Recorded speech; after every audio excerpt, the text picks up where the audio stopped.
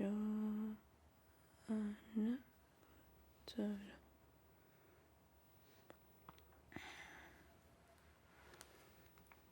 Ajudem!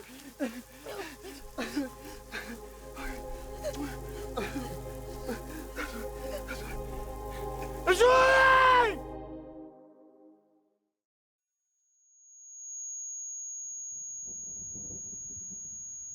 Joana? Joana?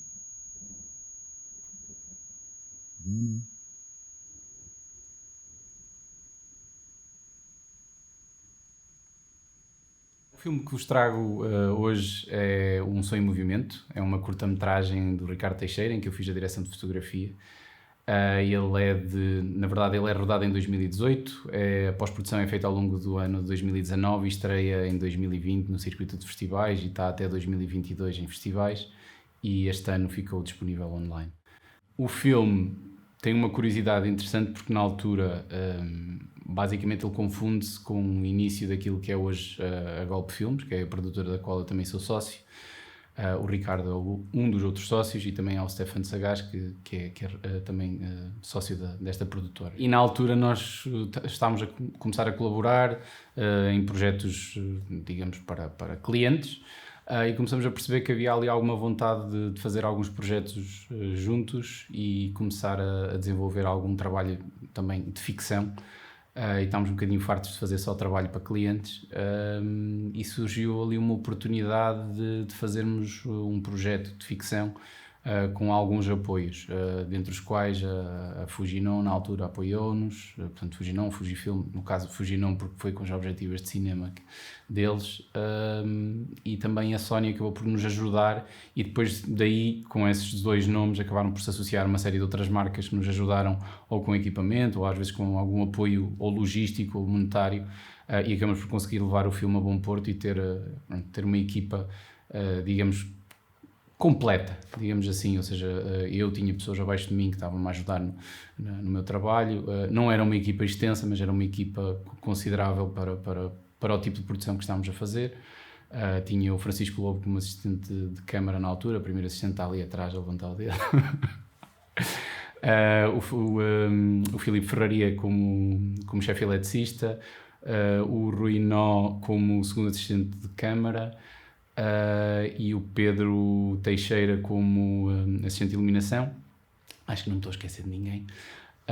O Stefano Sagaz fez live grade no set, também foi uma novidade na altura. Nós tínhamos vontade também de experimentar um bocado isso, porque estávamos a filmar com uma Venice 1.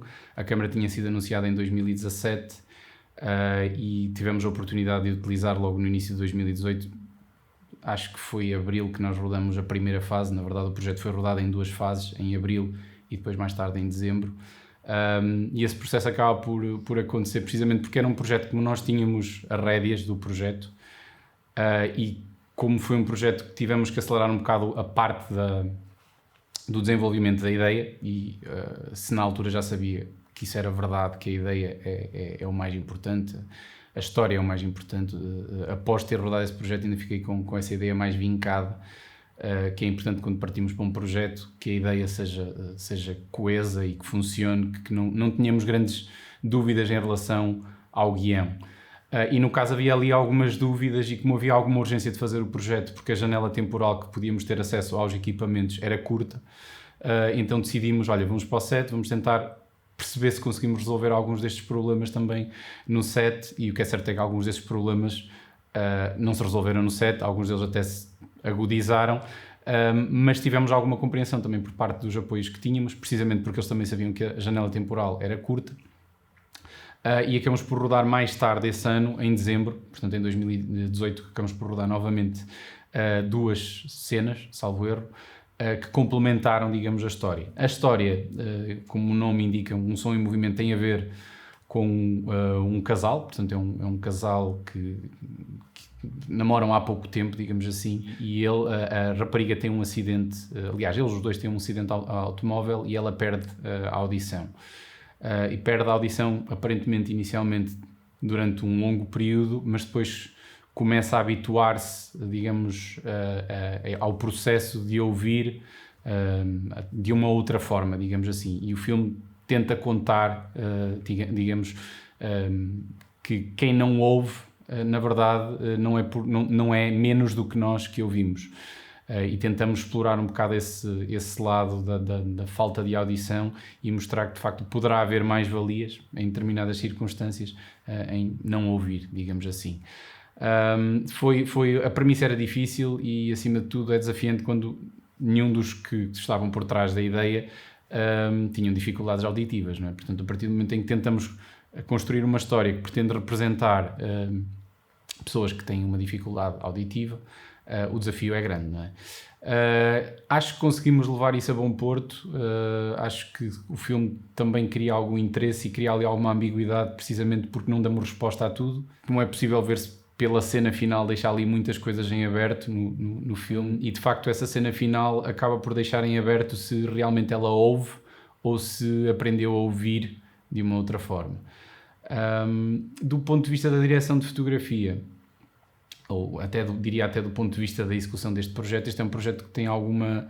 É diferente de outros projetos que eu tenha feito como diretor de fotografia, acima de tudo porque eu também tomei aqui uma posição de produtor executivo, de certa forma, porque também, junto com o Ricardo Teixeira e com o Stefan Sagaz, tínhamos aqui um desafio que era a premissa inicial, que nós queríamos que este projeto fosse um projeto que envolvesse todos os membros da equipa necessária para uma curta-metragem, para um projeto ficcional.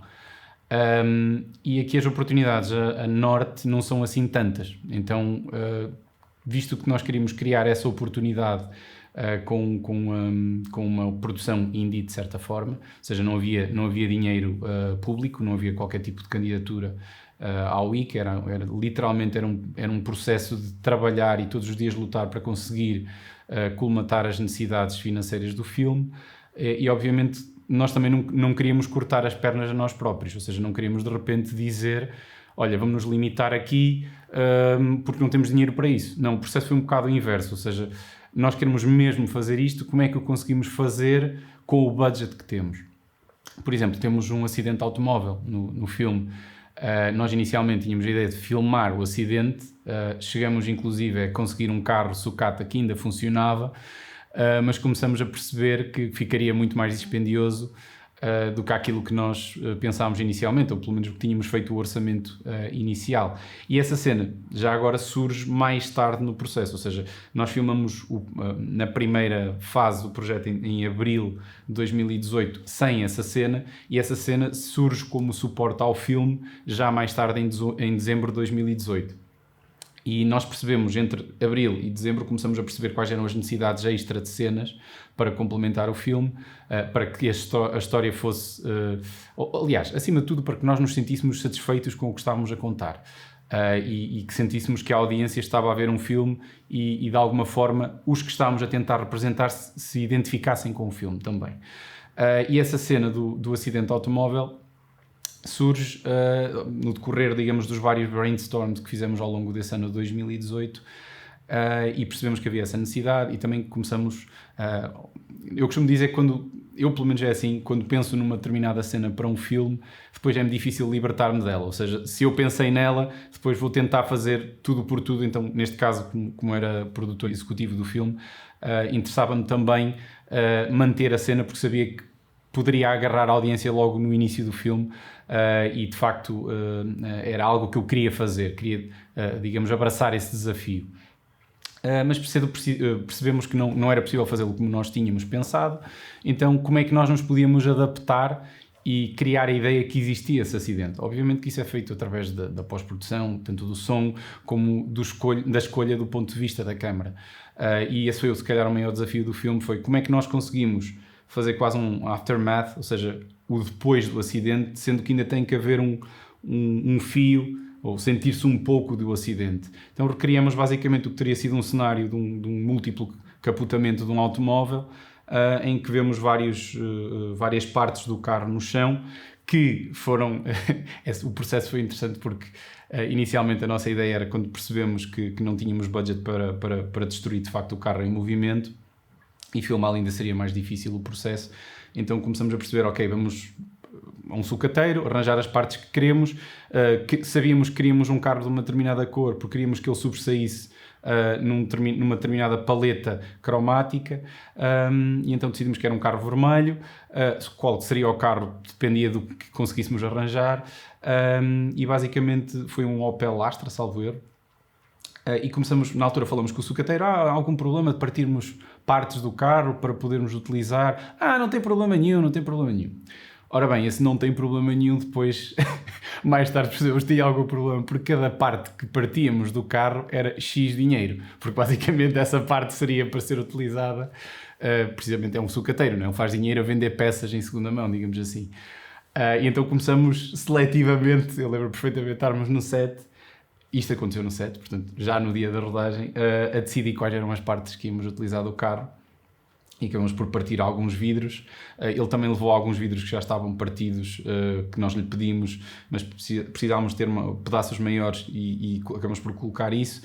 Desmontamos, na verdade não partimos, desmontamos a parte central, a grelha frontal do carro para percebermos que carro é que era, não é?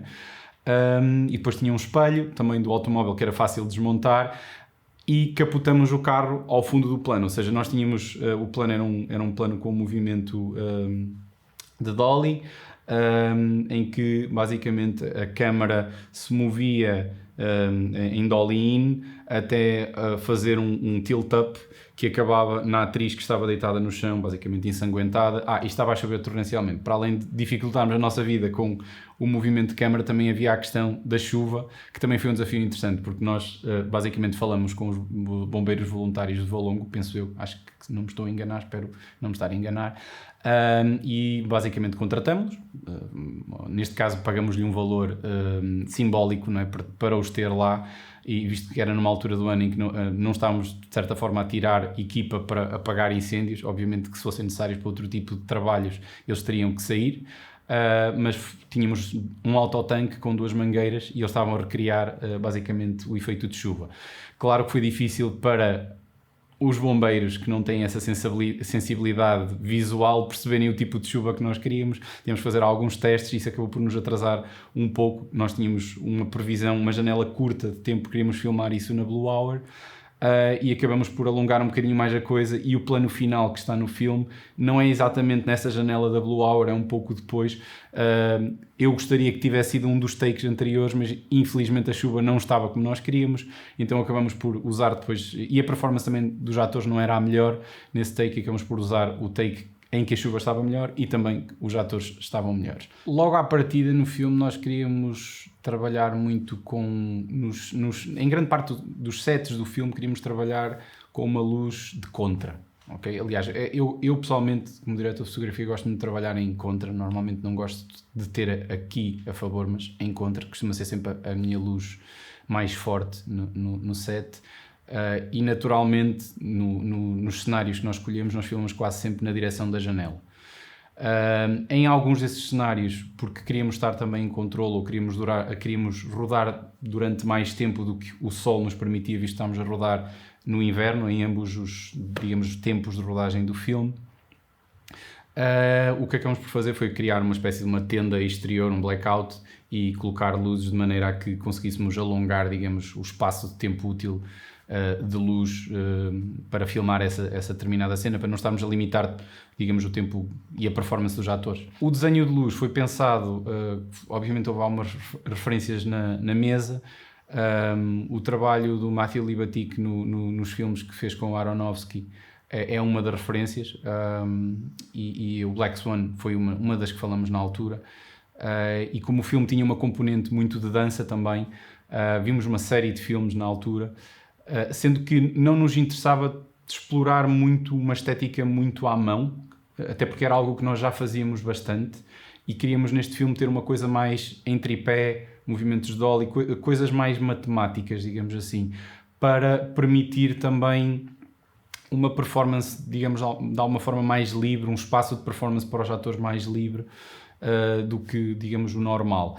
Há, de facto, câmara à mão em alguns momentos no filme, e aí sim, com uma grande referência aos filmes do Aronofsky, temos vários momentos, diria quase oníricos, em que brincamos muito com filtragem, em que usamos os prismas à frente da lente, quase como se fossem flashbacks do personagem principal.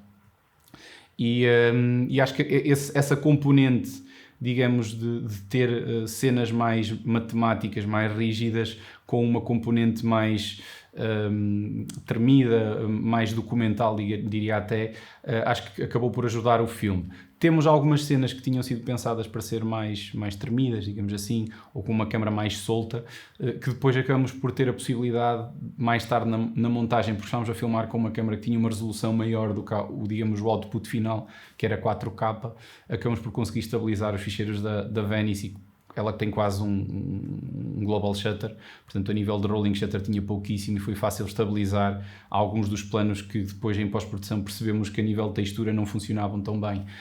Isso tem a ver, acima de tudo, porque houve algumas cenas que nós filmamos na primeira fase de rodagem do filme, que para a segunda fase de rodagem do filme acabamos por perceber que não faziam sentido nessa montagem final e acabaram por sair, sendo que as que ficaram já não faziam sentido ser, digamos, ou ter a característica de operação de câmara que tinham. No interior, na cena, há uma cena portanto, que se passa na discoteca, em que supostamente há um momento em que eles se encontram e há um momento em que não conseguimos perceber se é antes, se é depois dela ter, portanto, o acidente automóvel. Também não vou contar muito mais, senão o pessoal não vê o filme.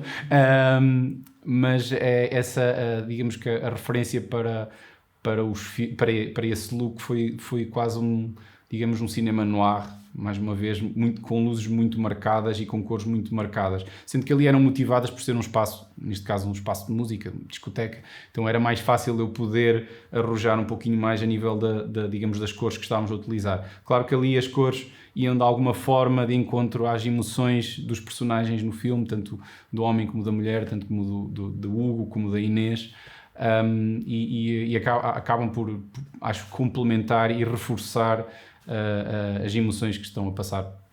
Como eu vos disse há pouco, é um filme que tem poucas falas, não é? Um filme que passa muito pela linguagem gestual, e nesse sentido muito do filme nem sequer é subtitulado, precisamente para de alguma forma pôr as pessoas que têm uma audição normal sentirem-se desconfortáveis, no sentido em que eu não estou a entender esta cena por completo, eu tenho que aprender esta linguagem para conseguir entendê-la por completo. E esse também era um dos nossos objetivos, ou seja, ser um filme que punha quem não ouve num papel acima dos que ouvem, digamos assim. E uma das coisas que eu costumava sempre falar com os meus alunos, tanto no início do ano como no final do ano, era um bocado ter esse lado motivacional, no sentido de os motivar a fazer coisas. Porque acho que, acima de tudo, para fazermos boa direção de fotografia, ou para fazermos filmes, em qualquer posição que a gente esteja, dentro, digamos, de uma produção audiovisual, eu acho que o mais importante é fazermos. E hoje em dia acho que há um problema geracional que nós não temos tanto, ou pelo menos se tínhamos na altura, tinha a ver mais com a tecnologia. Atualmente a tecnologia permite-nos errar, e muito, mas as pessoas têm medo de errar, têm medo de comunicar que erram, não é? Há muito essa aversão ao erro. E eu acho que tem que se começar a esquecer um bocado isso e voltar atrás, porque eu lembro-me quando comecei com película na fotografia, e eu errava imenso, eu queimava imensos rolos, quantas vezes abri câmaras com o rolo lá dentro e fiquei tipo para a minha vida porque tinha estragado as fotos, ou outras coisas do género, e eu continuei a fazer, não foi por isso que deixei de fazer, por ter errado, assim como também no laboratório, quando revelava, queimei muito papel, muita luz eu acendi e pensava que já tinha o papel escondido e afinal tinha queimado, e nesse sentido eu acho que passa por aprendermos com os nossos próprios erros, e para isso temos que abrir a possibilidade de errar. E quando estamos a começar, acho que devemos ser menos... Ou seja, devemos ser sempre exigentes com aquilo que nós fazemos, mas acima de tudo devemos dar a oportunidade ao erro. E acho que esta geração atual tem receio de errar. Eu também tinha receio de errar, mas a questão é que este receio impede-os de continuar, porque eles erram e depois já não continuam, muitos deles. Desistem rapidamente, portanto há esse lado. E depois do outro lado, que eu acho que é muito importante, devíamos fomentá-lo mais, é o trabalho em equipa. Hoje em dia fomenta-se muito o trabalho individualista. Aliás, todas as plataformas, redes sociais, os criadores de conteúdos, não é? Muitas das vezes chegam rapidamente ao seu limite criativo e começam-se de alguma forma a reprimir a eles próprios porque percebem que não conseguem ir mais longe porque se estão a limitar só a eles. Quantas vezes eu tive no set situações em que eu estava bloqueado e por estar a trabalhar em equipa, por ter um excelente gaffer comigo, chefe eletricista, por ter um excelente primeiro assistente, eu ouvi os conselhos deles e consegui ficar e desbloquear aquela situação. Acontece o mesmo com o realizador, acontece o mesmo com o produtor, com o diretor de som. Portanto, eu acho que é muito importante, desde tenra idade, fomentar esse trabalho em equipa. E hoje em dia uma das coisas que eu sinto é que há um distanciamento, um receio do trabalhar em equipa, um receio da discussão, do diálogo, do processo crítico, não é? Porque muitos de nós, quantas das vezes fomos criticados pelo nosso trabalho? Claro que é altamente ouvir uma crítica construtiva, porque podemos pegar nela e transformá-la a nosso favor, mas muitas das vezes somos criticados mal, não é? Tipo, não é uma crítica, é uma crítica destrutiva, digamos assim. E essa é o que cria mais problemas. Mas, de facto, temos de saber lidar com ela, porque muitas das vezes, quando vamos para o set, quando já estamos num nível, num patamar profissional em que temos que também ouvir essas críticas que são destrutivas muitas das vezes, temos de saber lidar com elas. E se nós estivermos a trabalhar em equipa, vai ser muito mais fácil saber lidar com isso, na minha opinião.